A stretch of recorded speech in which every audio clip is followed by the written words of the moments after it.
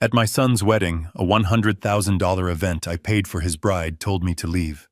She called me an embarrassment in front of her friends. Within the hour, the lights came on, the music stopped, and every vendor payment was canceled. Their dream day turned into a financial nightmare right before their eyes. But that was just the beginning. What I did next would dismantle the entire future they thought they had bought with my money. Before I continue, do me a favor and comment where you're watching from. And if you've ever had to stand up to someone who took you for granted, hit that like button and subscribe for more stories. The late afternoon sun slanted through the glass walls of the Austin Botanical Gardens main hall, turning the champagne in 100 flutes to liquid gold. From my corner table, I watched my son Leo move through the crowd. At 29, he wore his custom tuxedo like a second skin, easy and confident. Beside him, his new wife Amelia was a vision in white lace, her smile a carefully constructed piece of architecture. I should have felt nothing but pride. I had built this. Not just the party, but the man himself. Every custom floral arrangement, every bottle of French champagne was a testament to the overtime shifts I'd pulled, the vacations I'd skipped, the steady, quiet work of a lifetime building a construction company from nothing. My wife Caroline would have loved this. She would have seen the beauty and ignored the cost. But she also would have seen the look in Amelia's eyes every time she glanced my way. It wasn't the warmth of a new daughter. It was the cool, appraising glance of an investor checking on an asset. I was the asset. And my purpose, I was beginning to realize, was about to expire. The first crack in the perfect facade came quietly. A young waiter no older than 19 was navigating a tight space between tables when an impatient guest stepped back without looking. The waiter stumbled, and his tray of empty glasses went down with a sickening crash. A wave of gasps and annoyed murmurs rippled through the room. The boy's face went white, then crimson. He knelt, fumbling with the larger shards of glass, his hands shaking. I saw the venue manager start to move, in her face a mask of polite fury. I knew that look. I'd seen it on foreman about to fire a kid for a simple mistake. Without thinking, I stood and walked over. I knelt beside the boy, my old knees protesting. "Easy, son," I said, my voice low. "Let's get the big pieces first. Don't use your hands." I took a linen napkin from a nearby table, folded it thickly, and started carefully gathering the larger shards. The boy looked at me, his eyes wide with a mixture of terror and gratitude. "Thank you, sir," he whispered. "I'm so sorry." "Accidents happen," I said. "Just breathe. It's only glass." That's when Amelia arrived. She moved with the silent speed of a predator. "What on earth are you doing?" she hissed, her voice a razor blade wrapped in silk. Her smile was still in place, but it didn't touch her eyes. I looked up from the floor. "He needed a hand, Amelia." Her perfectly manicured fingers gripped my arm. "Get up," she ordered, her voice dropping lower. "You're making a scene." She pulled me to my feet and steered me toward a quiet alcove behind a massive fern. A few guests watched, their curiosity thinly veiled. "You are embarrassing me," she said, her words tight and clipped. My father-in-law on his hands and knees cleaning up after the help. "The boy could have cut himself," I said, keeping my own voice level. "That is not your concern," she snapped. "Your concern is to look like you belong here, and right now you look like one of them." She gestured vaguely back toward the staff. "This is my wedding, Frank. Not your construction site. I will not have our guests thinking my husband's father is a common laborer." The cruelty of it was so clean, so precise, it left me breathless for a second. I looked for my son. Leo was standing 10 feet away near the bar, watching. He saw the whole thing. He met my eyes for a fraction of a second, a flicker of shame in his, before he looked down at his drink and turned his back. He chose his side. He chose her. Amelia saw it too, and a look of triumph hardened her face. "I think it's best if you leave," she said, her voice now filled with the cold authority of a queen dismissing a servant. "You've done your part. You paid. Now you can go. You are not welcome here. Go away." I didn't say a word. There was nothing left to say. Her pronouncement hung in the air between us, absolute and final. I looked at her, at the beautiful, expensive woman my son had chosen, and I saw the future she had planned. It was a future that had no room for a simple man with calloused hands and a worn-out suit. I gave a single slow nod. Then I turned and walked away. I didn't look back. I walked through the grand hall, past the smiling guests, past the towering cake I had paid for, past the string quartet playing a song Caroline and I used to dance to in the kitchen. Each step was deliberate. I could feel their eyes on my back, the whispers starting to bloom in my wake. At the main entrance, I handed the valet my ticket without a word and waited. When my Ford F-150, clean but undeniably a work truck, pulled up among the gleaming BMWs and Mercedes, I saw Amelia watch from the doorway, her lips curled into a faint smirk. It was the final, perfect insult. I got in the truck, the familiar scent of leather and sawdust, a small comfort. I pulled out of the long curved driveway and onto the main road. But I didn't head for the highway. I didn't go home. I drove just far enough to be out of sight, then pulled over under the shade of a large oak tree. My hands were steady on the steering wheel. The hurt was a physical thing, a cold, heavy stone in my chest. But beneath it, something else was starting to burn. Not rage.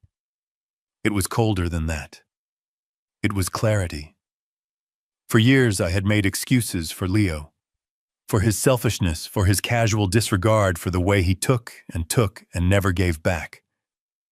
I'd told myself he was young, that he'd grow out of it. I'd told myself my job was to provide to smooth his path. I saw now that I hadn't been smoothing his path. I'd been paving it with my own life, and he'd just handed the deed to Amelia. I reached into the glove compartment and pulled out a slim leather-bound notebook and a second, older cell phone. A burner phone. I flipped open the notebook. Inside, in my neat block handwriting, was a list. Every vendor for the wedding. The venue, the caterer, the florist, the band, the photographer. Next to each name was a contract number, a contact person, and the details of the payment arrangement. I had made sure every single contract was in my name, signed by me. I had made sure every payment was scheduled to be drawn from a specific business account that I and only I controlled. I picked up the burner phone. My thumb hovered over the first number on the list. The bank's 24-hour business line. Amelia wanted me to disappear. Fine. I would grant her wish. And I'd start by making her perfect, expensive wedding disappear first. The show was over. It was time to strike the set. The engine of my F-150 was silent. In the sudden quiet of the truck's cabin, the only sounds were the soft ticking of the hazard lights I'd left on and the frantic thumping of my own heart. For a full minute, I just sat there, my hands gripping the steering wheel, the echo of Amelia's words, "Go away," still ringing in my ears. The raw hurt was a physical thing, a pressure building behind my ribs. But as the seconds ticked by, the hurt began to cool, crystallizing into something hard, sharp, and clear. It was the clarity that comes after a lifetime of making excuses for someone you love. It was the clarity of a final straw. I reached over and popped open the glove compartment. I didn't reach for a flask or a tissue. I pulled out a worn, leather-bound notebook and a second cell phone, a simple no-frills burner phone I kept charged for emergencies. This, I realized, was the emergency I had been subconsciously preparing for all along. I flipped open the notebook. My own neat, blocky handwriting filled the pages.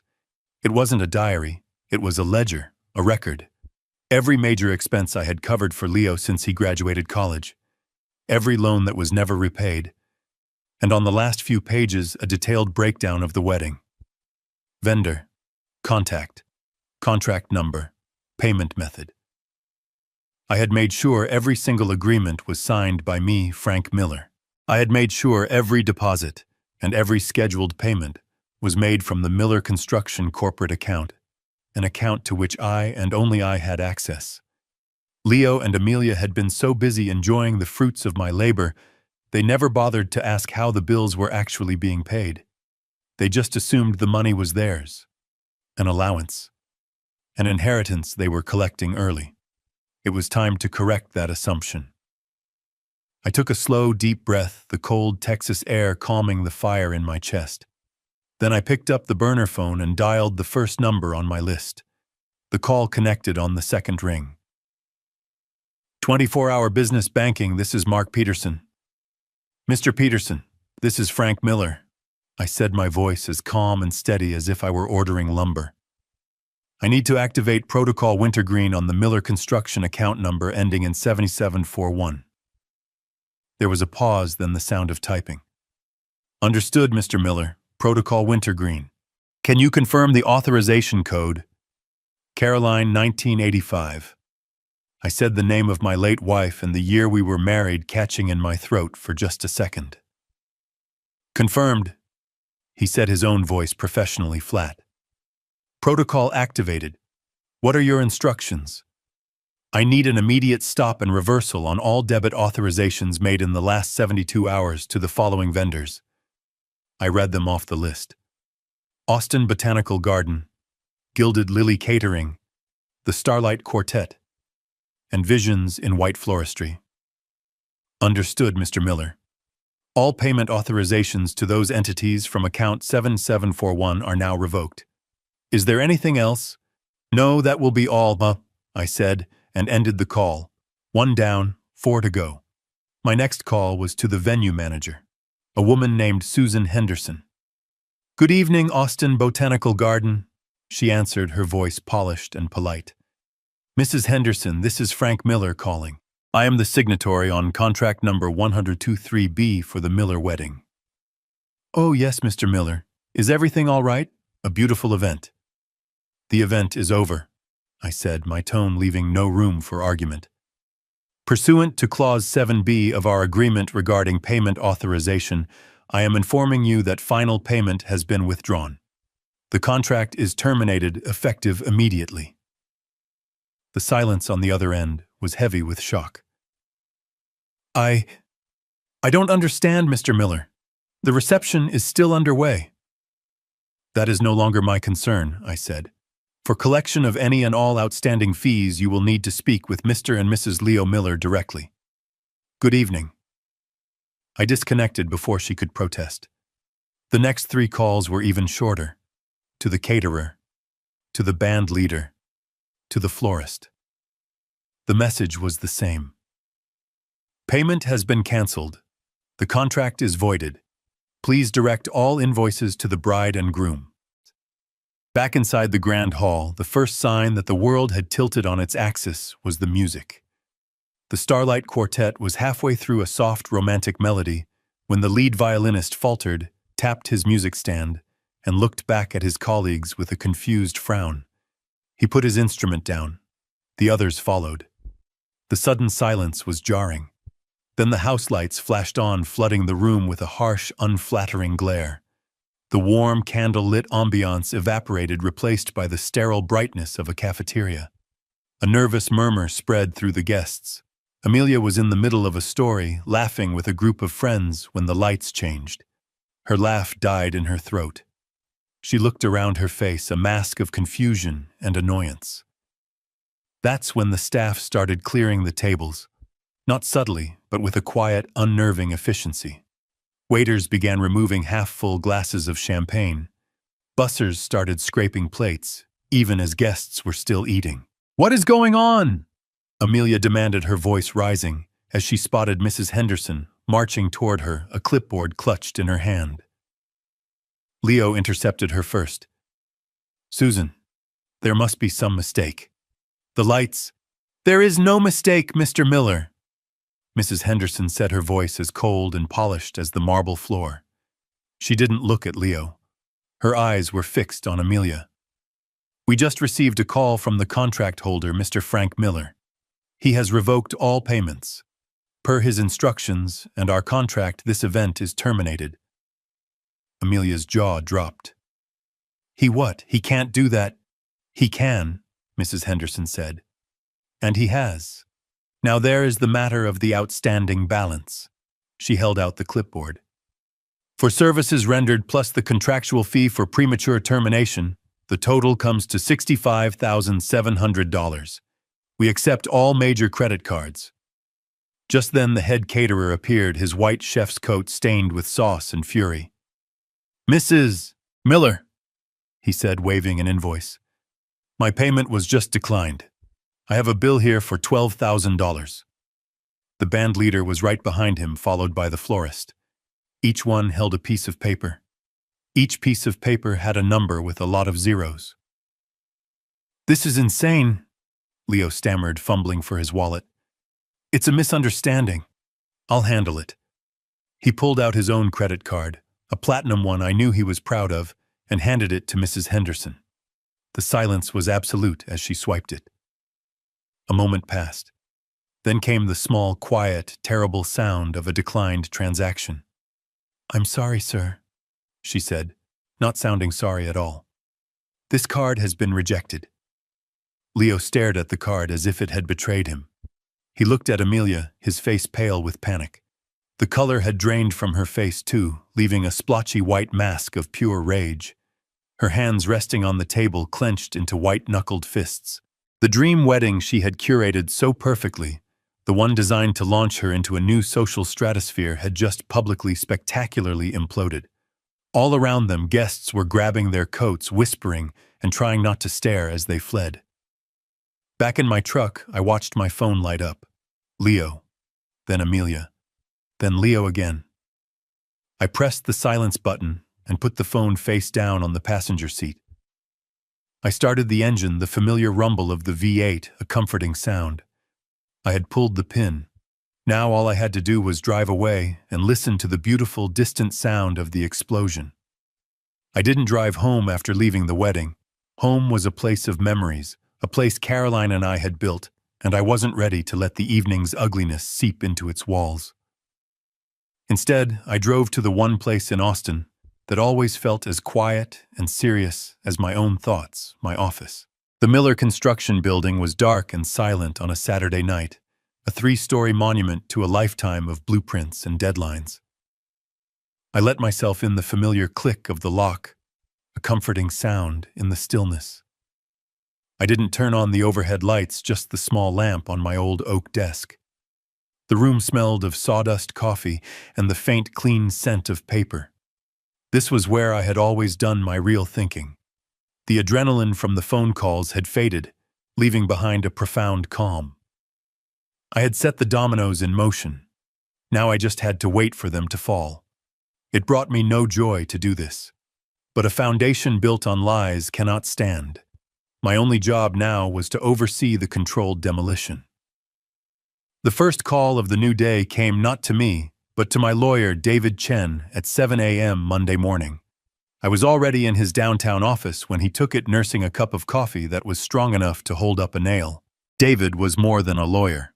He was a friend of 30 years, a man whose mind was as sharp and clean as the crease in his trousers. He listened, nodded, and his only response was a quiet, "Understood." He hung up and looked at me. That was Susan Henderson from the venue. "She sounds stressed." She confirmed they presented Mr. and Mrs. Leo Miller with an invoice for $65,000 which they were unable to pay. David allowed himself a small, rare smile. Protocol Wintergreen was a success. Is Phase 2 greenlit? It is, I said. Let's review the architecture one more time. What Leo and Amelia never understood, what I had perhaps hidden too well, was the nature of the gilded cage I had built around my son. I had hoped it would be a launch pad for him, a foundation from which he could build something of his own. Instead, it had become a comfortable hammock, and he had invited Amelia to lie in it with him. Leo believed he was a rising executive at a dynamic tech startup called InnovateX. What he never bothered to learn was that the primary seed funding for InnovateX came from a quiet venture capital firm, which was in turn wholly owned by a trust I controlled. The investment agreement, which David had drafted himself, contained a tightly worded morality clause, Clause 12. allowing the primary investor to force a personnel review if an employee's conduct brought disrepute upon the company or its stakeholders. I was the primary investor. I was the stakeholder. They were also looking forward to moving into a stunning penthouse apartment downtown after their honeymoon. They had told all their friends they were in the process of buying it. The truth was simpler. The penthouse was owned by Miller Construction. Leo was living there under a symbolic $100 a month lease agreement, a document he had signed without reading because he just assumed it was another one of his father's endless gifts. And the gleaming BMW he drove, the one he used to impress clients and Amelia's parents. It was a company car registered and insured by my company, assigned to him for business purposes. All of it was mine. Not in a sentimental way, in a legal binding, irrefutable way. I had built the stage, paid for the actors, and written the script. They had simply forgotten who the director was. "All right," David said, turning to his computer. "Let's begin."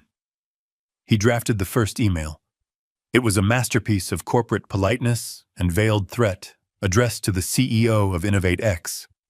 It referenced my controlling interest through the VC fund and formally invoked Clause 12, citing recent public behavior by your employee Leo Miller that constitutes a significant reputational risk, and it requested an immediate suspension pending a full review. David hit send.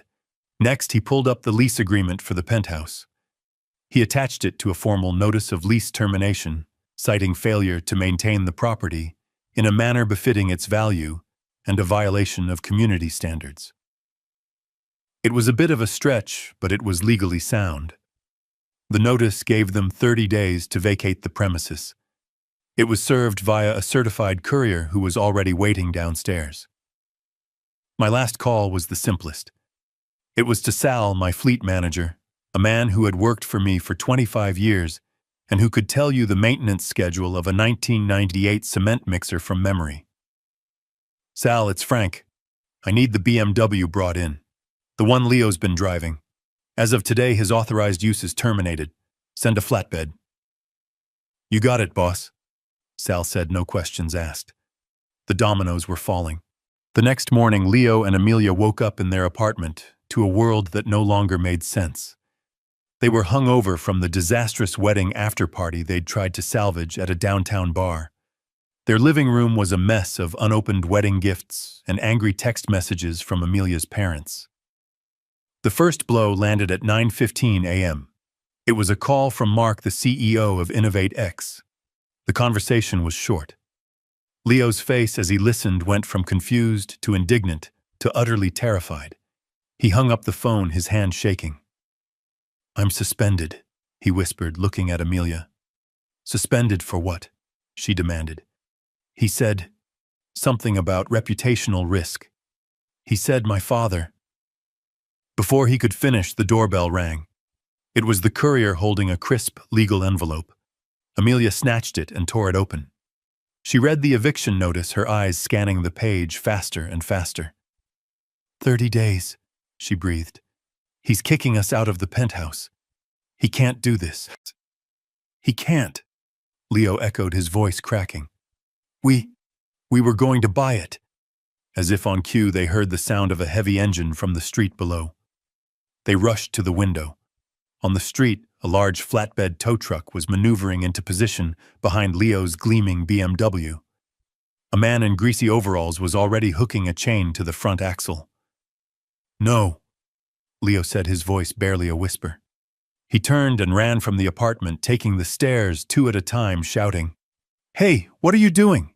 That's my car!" The driver didn't even look at him. He just checked the chains, gave a thumbs up to his partner, and started the winch. Amelia and I watched from the window as the BMW was slowly, inexorably lifted from the ground. It looked like a toy, helpless and absurd. Leo stood on the sidewalk, defeated, as the truck pulled away, taking the last piece of his carefully constructed identity with it. He trudged back upstairs and collapsed onto the couch, his head in his hands. The bravado was gone. The easy confidence was gone. All that was left was the hollowed-out shell of a man who had never had to stand on his own 2 feet. Amelia didn't go to him. She stood frozen in the middle of the room, her mind visibly racing, connecting the dots with a dawning horror. The wedding, the job, the penthouse, the car. It was all connected. It all came from one place, from one man. It was all his, she whispered, her voice trembling. The startup, the apartment, all of it. It was never yours.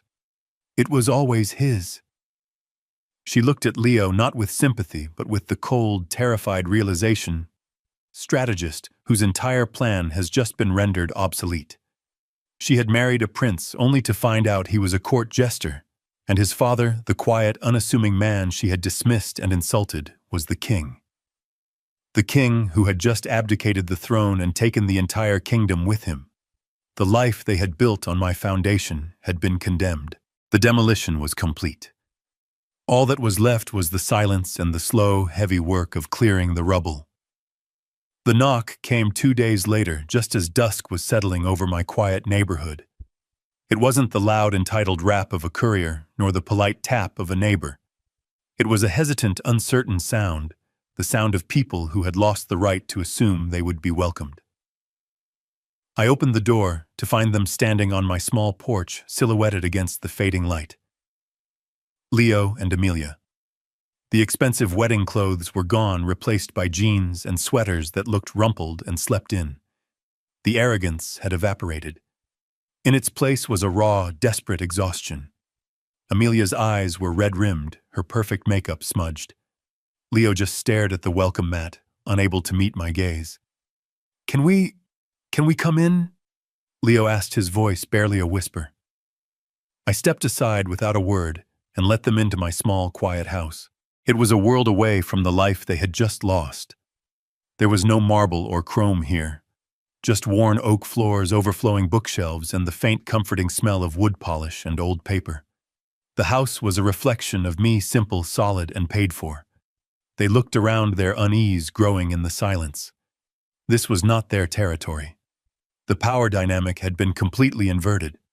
Amelia was the first to break. She sank onto my old armchair, the one Caroline used to read in, and the performance began. The tears were well rehearsed, falling, without disturbing the last remnants of her mascara. "Frank," she sobbed, her voice catching perfectly. "I am so sorry. I don't know what I was thinking. The wedding, the stress, it all got to me. I wasn't myself." She looked up at me, her eyes wide and pleading. "I never meant to hurt you. I was just so worried about Leo's future, about our future. I pushed too hard. I know that now. Please, can you find it in your heart to forgive us for Leo's sake? Don't let him lose everything because of my mistake." I stood by the fireplace, my arms crossed, and I watched her. I let her play out the entire scene. The desperate wife, the loving protector of her husband's future. She hit her marks perfectly. But I had spent a lifetime in the construction business. I knew the difference between a supporting beam and a decorative facade. Her apology was hollow, a beautifully painted prop with nothing behind it. Leo just stood there, a silent, miserable statue, letting her speak for him, just as he always had. When she finally ran out of words, her sobs subsiding into delicate sniffles, I didn't respond. I simply walked over to the heavy oak coffee table and placed a thin manila folder on its surface. The sound it made in the quiet room was as final as a gavel. "Are you finished?" I asked, my voice calm. Amelia stared at the folder, her performance forgotten. What is that?" "That," I said, "is the truth." I opened the folder and slid the first document across the table. It was a printout of credit card statements from Neiman Marcus Saks and a high-end Austin boutique. All of them were in Leo's name, racked up over the last 18 months. The total was staggering, well into 6 figures. "You have expensive taste, Amelia," I said. "And you have a habit of paying for it with my son's future." I pushed the next document toward her. It was a copy of a P.O. box rental agreement in her name, the same shipping address listed on the credit card statements. "You were careful," I noted. You didn't want him to see the bills for the life you were building on his credit. Leo finally looked up, his face ashen as he stared at the statements. He made a small, choked sound. The final document was a saved draft of an email recovered by a man I had hired months ago, a man who was very good at finding things people thought they had deleted. It was from Amelia to a friend from college. It detailed a 5-year financial plan, one that hinged on managing Dad's generosity after the wedding to pay down Leo's unfortunate debt and secure a seed investment for her own boutique consulting firm. I let them read it. I let the silence in the room become heavy, suffocating. The proof was there in black and white. Cold. Undeniable. When I finally spoke, my voice was quiet, but every word had been weighed. You don't love my son, Amelia. You love what you thought I could give him. You saw him as an extension of my bank account. This marriage wasn't a partnership. It was a business plan, and I was the asset to be liquidated. As of 48 hours ago, that plan is officially bankrupt. That was when Leo broke. He sank into the chair opposite Amelia, his face crumpling. He made a sound, a choked, guttural noise that was part sob, part gasp, the sound of a man's world ending not with a bang, but with the rustle of paper. He stared at the documents, then at Amelia, and I could see the decades of delusion shattering in his eyes. He finally understood. He had been a tool, a pawn in her game, and he had traded his own father, the only person who had ever truly supported him, for this lie. I gave him a moment. Then I turned my attention back to him, my voice softening slightly, but losing none of its resolve. I wasn't here to offer an easy way out.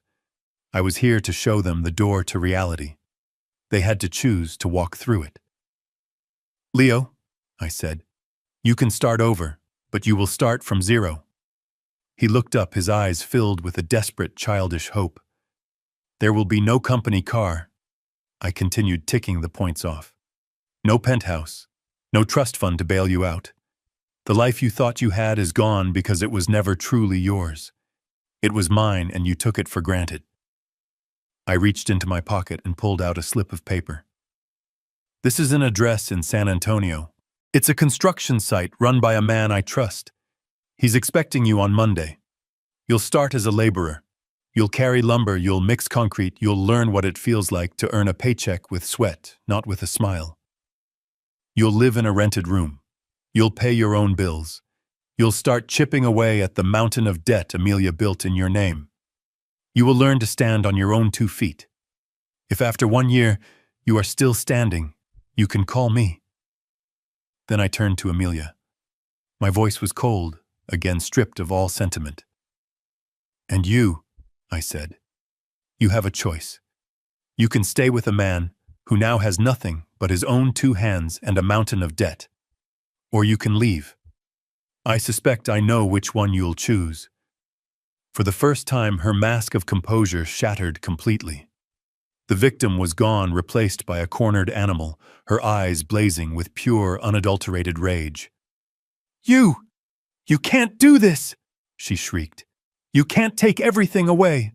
I'm not taking anything, I said calmly. I'm simply reclaiming what is mine.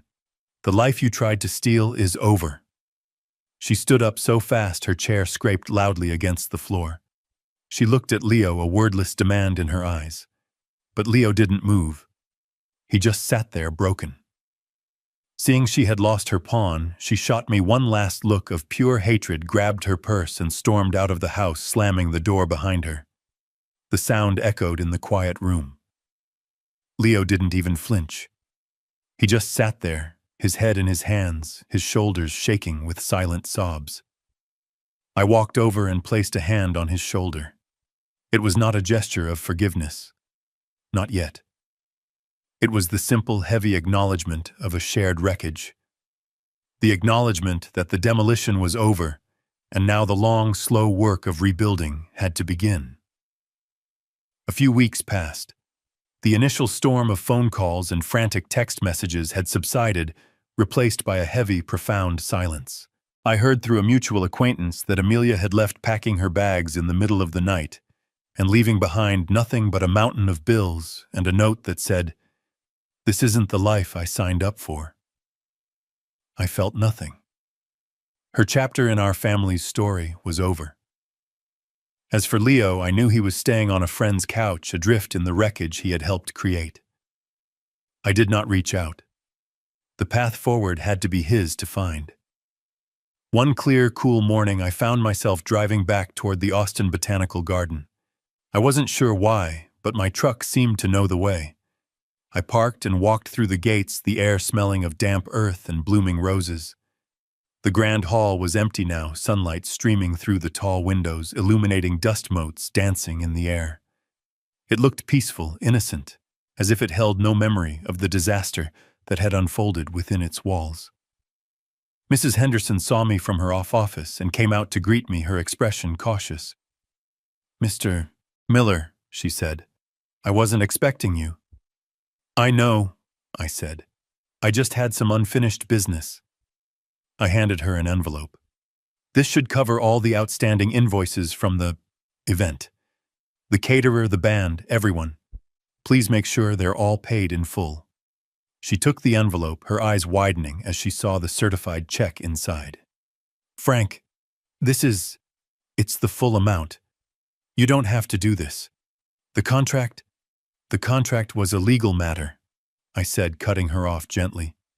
"This is a moral one. They were my guests. The people who worked that night were just doing their jobs. I won't have hard-working people suffer because of my family's mess." She looked at me, and for the first time I saw something other than professional courtesy in her eyes. I saw respect.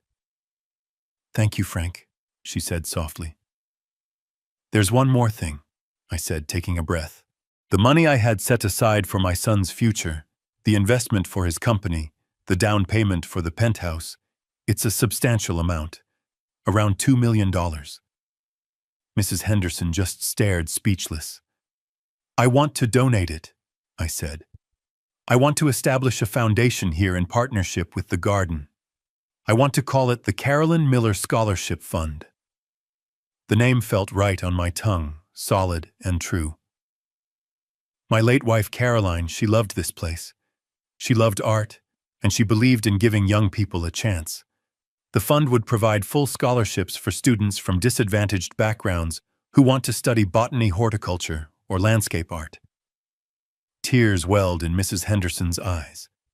"Frank," she whispered, that's an incredible legacy."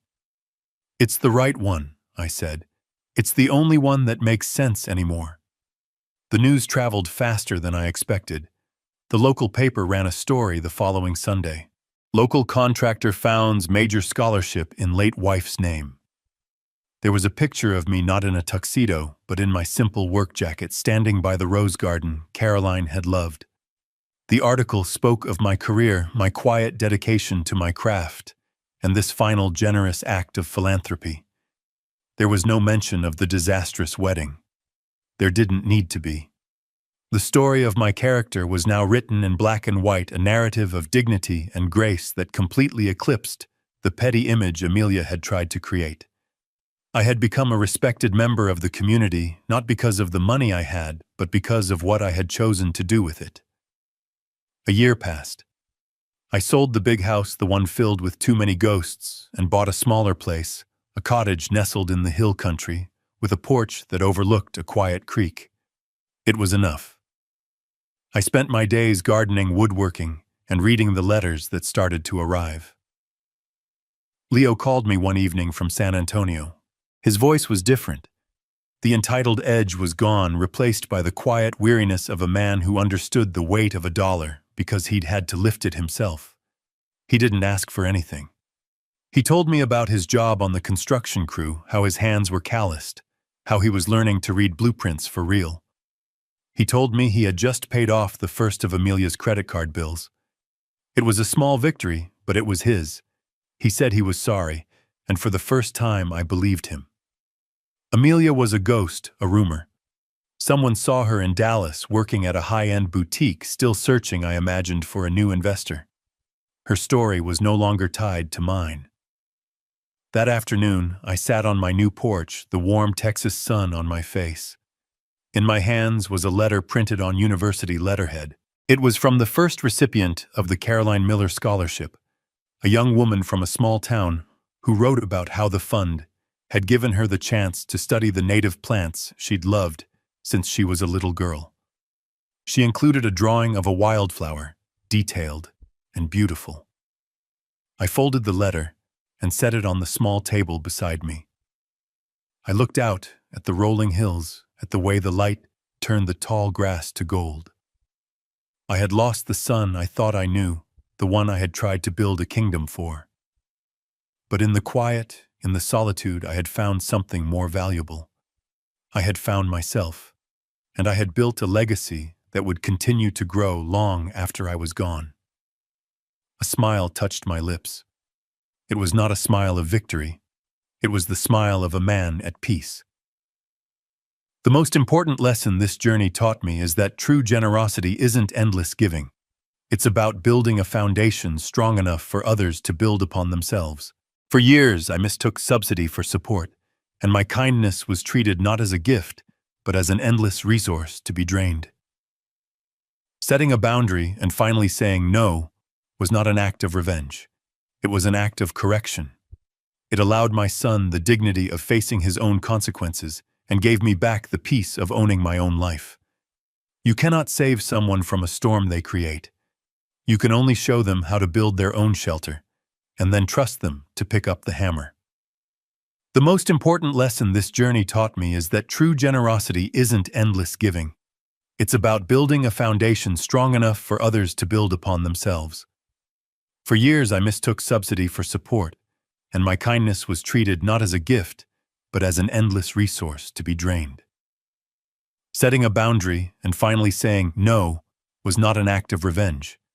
It was an act of correction. It allowed my son the dignity of facing his own consequences and gave me back the peace of owning my own life. You cannot save someone from a storm they create. You can only show them how to build their own shelter and then trust them to pick up the hammer. Thank you for joining me on this journey. If this story resonated with you, please show your support by liking this video, subscribing to the channel, and sharing your impressions in the comments below.